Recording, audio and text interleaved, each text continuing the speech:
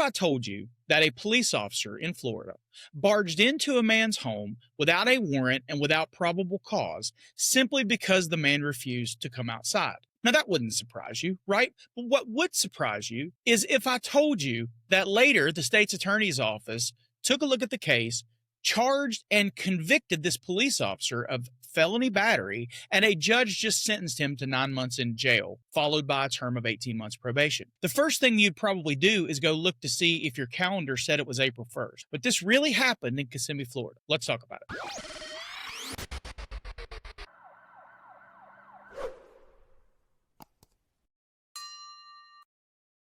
What's up, you guys? Welcome back to Southern Draw Law. My name is James White, criminal defense attorney, former prosecutor, former police officer. Now, I have to admit right up front that there's a whole lot more to this story, and it's mostly smoke and mirrors and performative. But a few people sent me this story a couple months back, and it really follows this big investigation in Kissimmee, Florida, where the chief of police and the assistant chief of police ended up resigning, and there were like 7 or 8 officers that lost their job. And to be honest with you, when I first got notice of it, I thought, I'm interested, but there's so much to it, I'm not going to have time. And it kind of like fell through the cracks, and I never followed up on it. But I saw this video the other day while I was scrolling YouTube, and the way that this state's attorney acted, sort of like so righteously indignant, it really got me thinking, why is he doing that? This is not a surprise. We see this every day in America. I bet there are probably 100 videos on YouTube right now of police officers barging their way into people's homes without a warrant. What makes this one different? So I did a little bit of digging, and I did a little bit of research, and I have some thoughts on this issue, which I know won't surprise you. But for now, let's go out and check out the news story videos that sort of lay the groundwork for what happened and why we're here. And then I'll come back and give my thoughts, and we'll close it out with a proposal that I have on how we can fix this.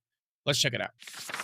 5 body camera video shows the arrest that led the state attorney to question the truthfulness of nearly a dozen Kissimmee police officers. Chief Betty Holland resigned because of those concerns. West 2's Christina Watkins went through several angles of body camera video. She joins us live from our Osceola County Bureau. Christina, the concerns come in the wake of a grand jury indictment involving use of force from one of those officers. We don't see exactly what happens once they get in because it's been redacted, but you will see the aftermath of what led to this grand jury indictment. Hey, can you come outside? West 2 News obtained several angles of body camera video from Kissimmee police officers responding to a disturbance call in April of 2023. Get out and shut the door. No, I'm not coming out. The man accused of the disturbance is Sean Kastner. Several cops, one being Officer Andrew Beseggio, went to that home on Brock Street. No, get out and shut the door. The state attorney's office said Beseggio went into the home without a warrant and used force not consistent with the police department's policy to try and get Kastner into custody. I didn't threaten anybody's life. I didn't want to hurt myself. I'm not going to Park Place. He is okay. This is harassment. I'll calm down.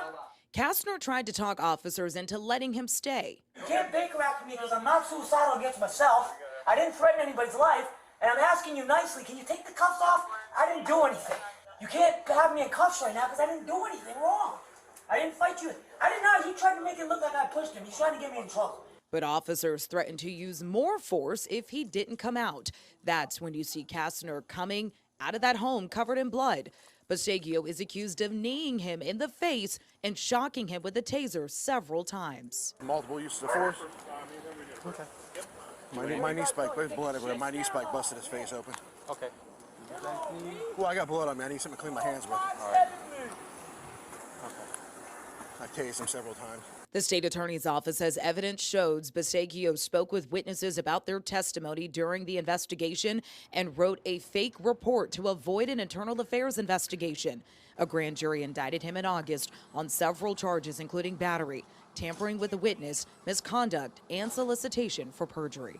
A former Kissimmee police officer was just sentenced to 9 months in the Osceola County Jail. Andrew Beseggio pled guilty to felony battery, witness tampering, and official misconduct back in April. Channel 9 was the first to expose the body cam video back in 2023 that led to the resignation of the former police chief and an overhaul at this department. Channel 9's Sabrina Majori was inside of the courtroom, and Sabrina, he apologized for his actions. Kissimmee police officer Andrew Beseggio looked solemnly at his weeping wife as he was handcuffed and taken to the Osceola County Jail for a 9-month sentence. He's spiked in the face.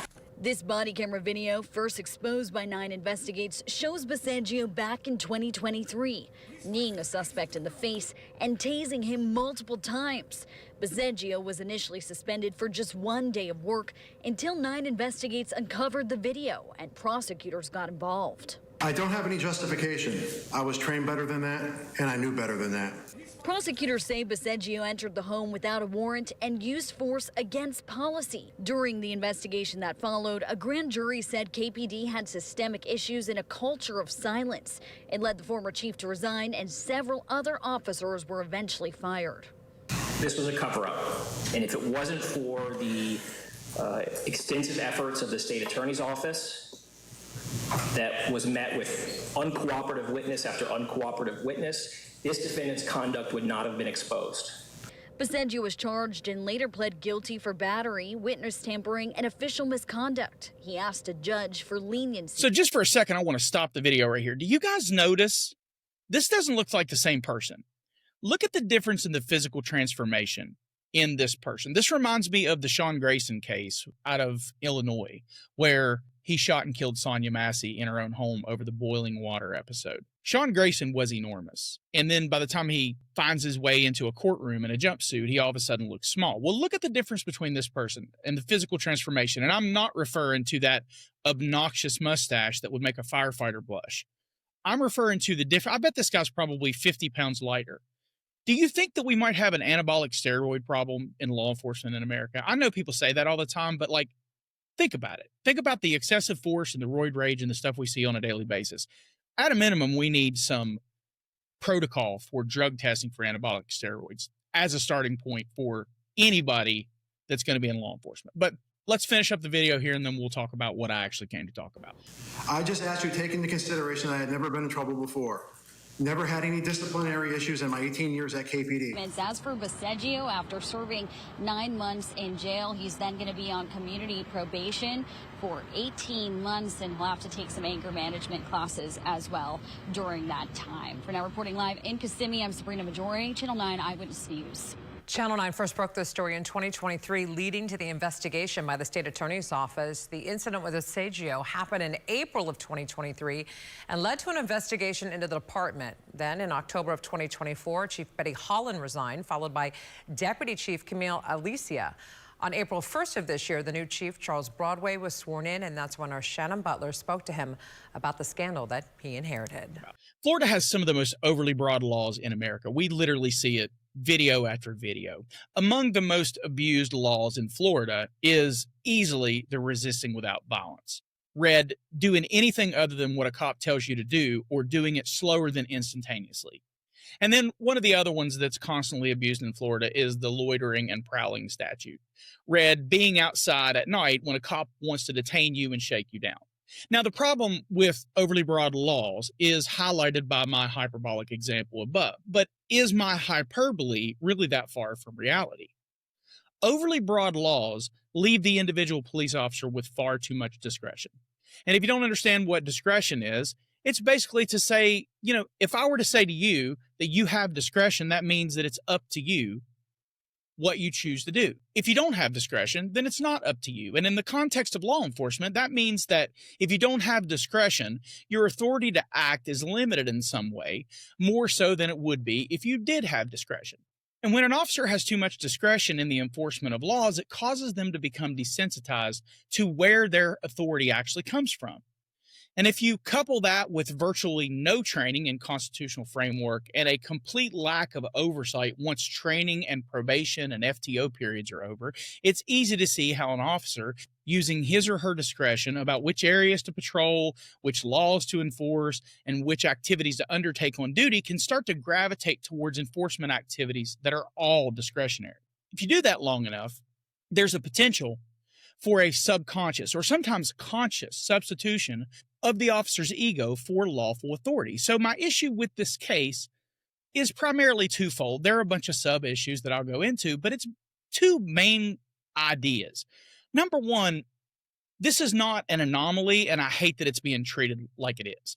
This case is not unlike cases that we see every day, which is a point that I made earlier in this video. Cops all across the country, for a multitude of reasons that would take an entire video library to explain, seem to have no idea that it is unlawful and unconstitutional to enter someone's home without a warrant.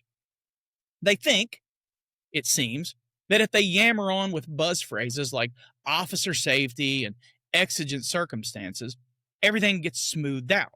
But one thing that happens after every video, but never seems to happen in law enforcement circles, is that I get asked hard questions that I don't have the answer for. I get asked after every video that I post, James, why do we keep seeing this? Why do these guys keep doing this? Why does nothing happen? And I haven't had good answers for that question, and I still really don't, but I'm starting to sort of figure it out. This story was a catalyst for me to do a little digging to figure out, why does this actually happen? For starters, though, it's important to explore the why of anything that you're actually concerned about understanding or fixing. You need to get down to the systemic root cause issue as to why we are here.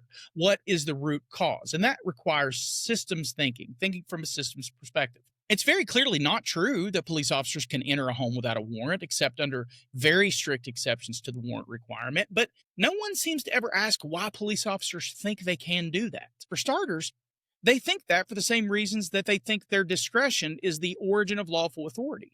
And they think that because no one holds them accountable for exceeding their actual authority, while they defer to their perceived authority, and no one in a position of actual authority over them seems motivated to bring their transgressions to their attention or hold them accountable. And that caused me to ask, why is that? And before long, I keep asking why, and I start to feel like a 3-year-old asking his mother about the origins of the French fried potato. But whatever the answer is to these questions, it's linked to the same reason that cops evolve or devolve, depending on your view of the matter, into believing that every single word that falls out of their mouths or gets uttered to a person, whether on or off duty, is somehow a lawful order that that person has to follow or else be arrested for, you guessed it, resisting without violence. So that leads me to my next point of pain with the story, and that is the state's attorney's performative righteous indignation. Why would the state's attorney act like this is such a surprise? Why is the state's attorney, when we all know that there are likely 100 or more people this very evening who will endure a police officer in Florida making an unauthorized entry into their home without a warrant, acting like he's never seen that before? Kissimmee, Florida has around 150 police officers, according to their own website. In the story that was the predicate for this 9-month sentence of this police officer, 13 of those police officers were questioned in reference to that scandal, and it took 2 years to have anything done about it. That's nearly 10% of the entire police force, and it included the 2 highest-ranking officers. And one of the major complaints was that they never forwarded these findings of policy violations onto the appropriate authorities. That much of your police force does not go rogue right under your nose. This is a systemic problem in law enforcement agencies across America. Now, listening to this state's attorney talk about cover-ups and act super surprised that the former police chief never reported any of this, you'd think there must have been a statutory requirement that policy violations get reported to some governing body or agency with authority over law enforcement. And then you would think, well, if that were the case, why wasn't the former police chief and her assistant charged? Well, that's because such a thing doesn't exist. I remember becoming a cop in 2003, 2 years after 9/11. And at that time, one of the most common concerns that really provided the lubrication for the Patriot Act to really get in there and help all of us, and a bunch of other laws that decreased freedoms for Americans while giving them a puff of luscious smoke up their asses and making a placebo for a promise of heightened security, which is also a fantasy, was that there was no coordination among law enforcement. There was no statewide or nationwide database. There was no way to communicate with each other. There was no way to connect the dots, if you will. Well, 24 years later, we have fewer freedoms. And after I've done the research on this case, I've realized that we don't have anything that puts us in a better position. We still don't even have a centralized governing body in each state over anything more than a fragmented part of law enforcement training. And Florida is a perfect example of this. This state attorney is acting in a way that makes it seem like the Kissimmee Police Department violated some statutory rule for reporting. Florida doesn't require agencies to report misconduct to the state's attorney's office. Full stop. There's no statute. There's no regulation with teeth. There's no database. What we have are expectations. And after I explain the nomenclature of authority, you'll see that they are very unreasonable expectations. Let's start with a little vocabulary lesson. An expectation is what you have when you want something to happen. A requirement is what you have when the law says it must happen. And expectations are like manners. Nice to have, but meaningless when ignored. We expect the same police departments that complain about how hard it is to recruit and retain officers to then turn around and report sustained violations to the FDLE, the Florida Department of Law Enforcement, which, by the way, is not a disciplinary agency. It's an administrative one. And then we expect the FDLE to report that to Post, or we expect the police departments to report it to Post. But that's not required either. It's no wonder, then, that we routinely see internal affairs investigations concluding that officers acted within policy. When the agency responsible for oversight is the same agency conducting the investigation, the outcome is pretty much predetermined. Internal affairs doesn't operate independently. It exists within the same organizational structure, subject to the same leadership, the same culture, the same expectations. And sometimes the expectation is that you'll just keep your mouth shut and move on with your life. And those expectations get followed a whole lot more than the ones that do anybody any good. Departments are incentivized to keep it in-house and to make sure that they deal with it internally. This literally just happened in the case of Natasha Lopez in Georgia, featured right here on this channel. Lieutenant Barone, who's over the Internal Affairs Division, who has himself a full jacket of disciplinary problems, wrote a big letter that said, we investigate ourselves and everything's cool. Even when misconduct is substantiated, the determination of whether it violated a policy is made according to the department's own internal rules, not necessarily according to state law or constitutional standards. So when the conclusion of the internal affairs investigation reads within policy, that often says more about the policy itself than it does about the officer's conduct. In fact, what it really speaks volumes about is the fact that nobody at the department making the decisions actually read the policy. And we saw that in the case of Mr. Roberts, who was searched and tackled and beaten up because he jaywalked in Ohio, when jaywalking is an offense for which a person can be searched incident to arrest, right? All good. Police chief said all good, except nobody read that the policy complied with Ohio law and said, hey, you can't do this. So when a state attorney goes on television and acts shocked that the Kissimmee Police Department didn't self-report misconduct, it's performance, it's theater. Because the truth is, there's literally nothing in Florida law that requires them to do it. And by requiring, I mean that there are consequences for not doing it, not one single provision. And everyone in that system knows it. And here's the kicker. These expectations rely on the same law enforcement culture that created the problem to self-police its own corruption. And that brings us to the nomenclature of authority. So each department in Florida is expected to report sustained misconduct to the FDLE or Post. But that process isn't mandated by statute or backed by any enforceable consequences. It's essentially a handshake agreement between cops who have an incentive to take care of each other. So the first thing that happens is we take the police department that investigated itself, and they get to decide using their discretion whether or not the thing that they investigated is worthy of tattling on their officers and taking the chance that they might have to recruit and train somebody else. And then they run that through their filter of discretion, and that goes to the FDLE, and the FDLE decides whether they feel like the case warrants forwarding it to the state's attorney's office. There are no timelines, no uniform standards, and no penalties for failing to report. It's all discretion.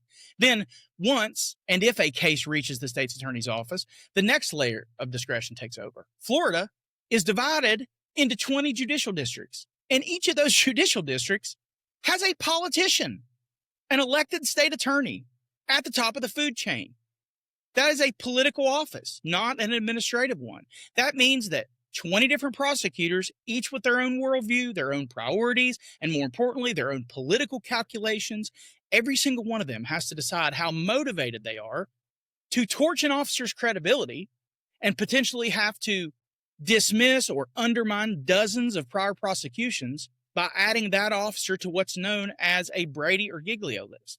And oh, by the way, the Brady or Giglio list itself is another handshake-ridden mechanism that literally varies from jurisdiction to jurisdiction. There is no single statewide standard, no statutory definition, and no public registry. Some circuits maintain internal lists that are never disclosed to anyone. Other jurisdictions move officers on and off the Brady list as if there's some experiment in osmosis happening. Copsmosis. Some jurisdictions use the Brady/Giglio list aggressively. Others pretend it doesn't exist. What are you talking about? What do all of these things have in common? The internal affairs investigations, the administrative rules for FDLE reporting, the Giglio determinations, and the state's attorney's political discretion is that they all feature law enforcement on some level and institutions with entirely too much discretion.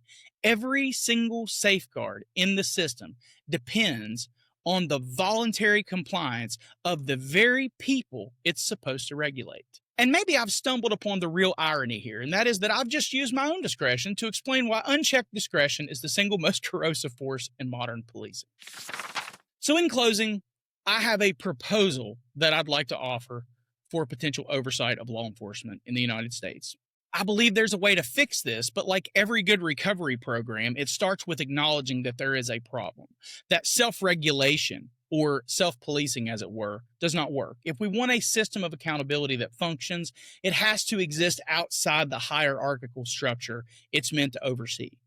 So I propose, the first ever of its kind, a Police Integrity and Oversight Commission for every single state. That would be a statewide independent body with the authority to investigate misconduct, manage Brady and Giglio determinations, and refer cases for prosecution or decertification. And here's what that would look like. The board would be made up primarily of former law enforcement officers who are now licensed attorneys. People who understand policing from the inside, but also understand constitutional law and professional ethics. Ideally, these would be defense attorneys or civil rights attorneys who understand both sides and have litigated both sides. In addition, 2 members would be practicing litigators for the insurance industry, experienced in handling municipal liability and civil rights defense. The 2 members that would be appointed from the insurance industry would advise the commission on the financial and systemic impact of police misconduct, specifically how repeated rights violations increase risk exposure, drive up insurance premiums, and affect municipal budgets. All members of the board would be vetted by the governor and Police Officer Standards and Trainings Commission, serve fixed terms, and be prohibited by statute from representing clients or getting referral cases or anything related to self-dealing with situations arising out of their involvement in these investigations. The commission would maintain a statewide Brady or Giglio registry enforceable by law, ensuring that every prosecutor and every defense attorney in the state had access to the same information about the police officer's credibility. It would have the power to refer sustained misconduct directly to the post commission as well as the highest level of law enforcement. In Florida, it would be the FDLE. In Tennessee, it would be the TBI, both for criminal prosecution and statewide decertification. Both the post commission and the state level law enforcement agency in charge of investigations would be required by law to then refer those cases to the state attorneys for that jurisdiction. And most importantly, the decisions that come from the Police Integrity and Oversight Commission would be binding. You might think, well, why would you have insurance people involved in this? And the answer is, I've mentioned this in other videos before, but I genuinely believe that the insurance industry will be a direct contributor in police reform, and that the insurance lobby is powerful enough to get things moving in the right direction. And when cities and counties are paying millions of dollars in settlements and watching their coverage premiums skyrocket, someone needs to articulate how constitutional violations translate into taxpayer liability. It brings accountability full circle, and it puts a dollar sign on it, which in the end of the day is what most people actually care about. And that's one of the main reasons that the city of Melvindale ended up taking whatever action that it did on Matthew Furman, was because of the insurance premiums. This board would not be about punishing cops. It would be about restoring credibility to law enforcement by removing discretion from places where it doesn't belong. It would offer the same idea that body cams were supposed to, but body cams, again, inserted individual officer discretion to turn them on, individual agency discretion to decide what gets released, all of that stuff. So it's a way to do what body cams would have done if they were used the right way, but takes it out of the hands of the people who are incentivized to hide things in the dark. Anyway, I don't know, maybe it's a bad idea. You guys let me know. I just wanted to bring this case to your attention, and it's kind of been something that's been brewing in me for a little while to try to come up with ways that we can find solutions. So I don't know. You guys let me know what you think about that. I think it's a good step in the right direction. There's no board anywhere in the United States that I'm aware of that has a requirement that the people overseeing law enforcement be licensed attorneys and former law enforcement officers, and I think that's where you start. You need people who understand this from both sides of the aisle. Thanks for hanging out with me here. I invite you to check us out on the socials. You can use your phone to scan the QR code on your screen. You're able to join on a paid tier of Substack if that's what you want to do, but that's only for people who want to support the channel monetarily. I don't put anything on these platforms that people have to pay for, but I would love it if you would consider following us on Facebook and TikTok so that we can meet our goal of getting to 5,000 followers by the end of 2025. If you don't want to follow us to other platforms, but you'd like to support the channel monetarily, I'll leave my Venmo and PayPal links both here on the screen as well as in the description. Please remember to like and subscribe and leave a comment on the video. Check out some of the other videos on the channel and leave a comment on there as well. Until I see you again, take care, always film your interactions with the police, and keep your evidence to yourself.